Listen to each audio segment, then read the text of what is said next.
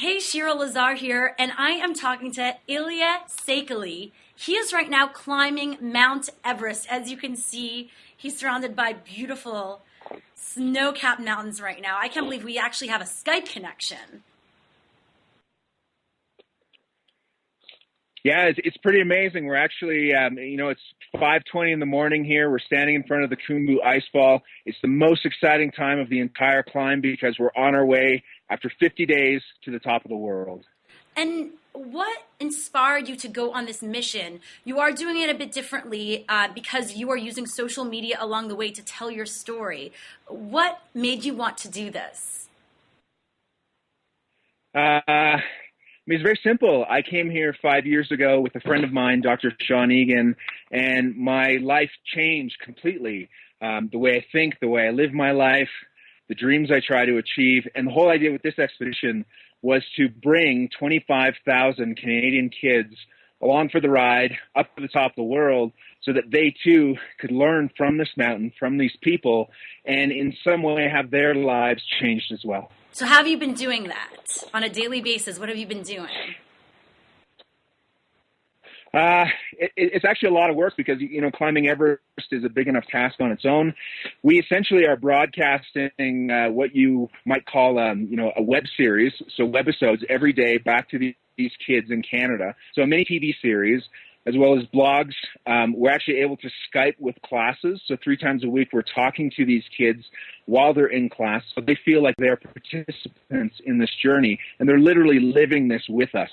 So those are some of the ways. We also have something called Epic Tracker. So kids can literally geolocate exactly where we are, the storybook of our adventure, and fly around through Google Earth, and they're literally here with us. It's so incredible. What are you using to connect to the internet? What's your whole equipment like and technology up there? We've got 5 HD cameras, 4 MacBook Pros. We've got something called a BGAN, which is a satellite internet receiver, which we're using right now to Skype with you, as well as everything that you could possibly dream of from an audio standpoint. We're really, really well equipped here. And it's kind of crazy because everybody, the whole idea of climbing Everest is you're a minimalist, right? So you don't even carry a toothbrush because it's too heavy.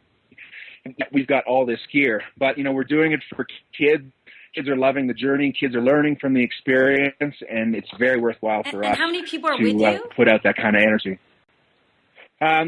We're a team of 2. We have 4 climbing Sherpas with us, and we have a base camp manager / content producer with us.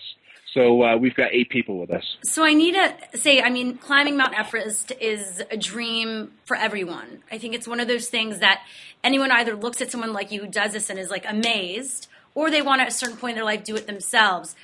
Describe the feeling of being there and anything surprising that you didn't realize you were going to feel during this journey.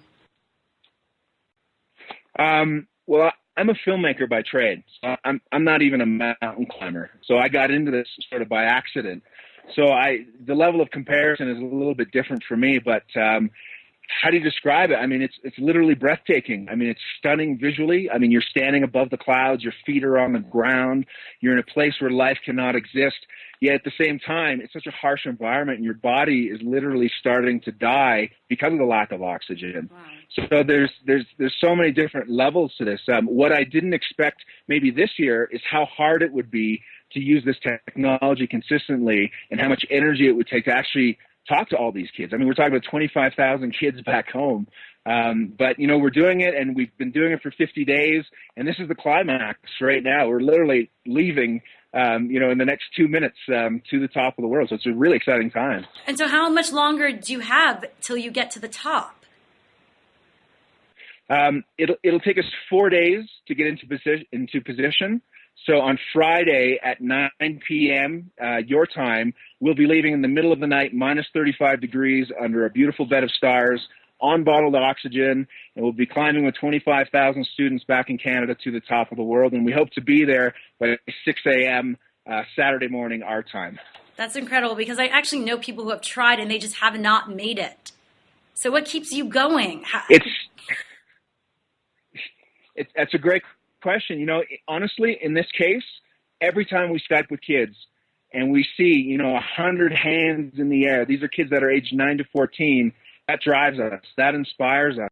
And, the way that we're using social media in this case, too, is that kids are giving back. So they're learning at the ages of 9 to 14, they're learning about making a difference in the world, right? So these kids are raising money for a charity that we're supporting. And every time we hear about it, it gives us strength.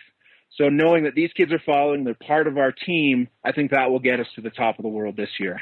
Yeah, let's talk about that, because they're raising $1,000 for what charity exactly? It's Child Haven International, which is a Canadian-based charity, and they've got homes in 4 different countries across the world.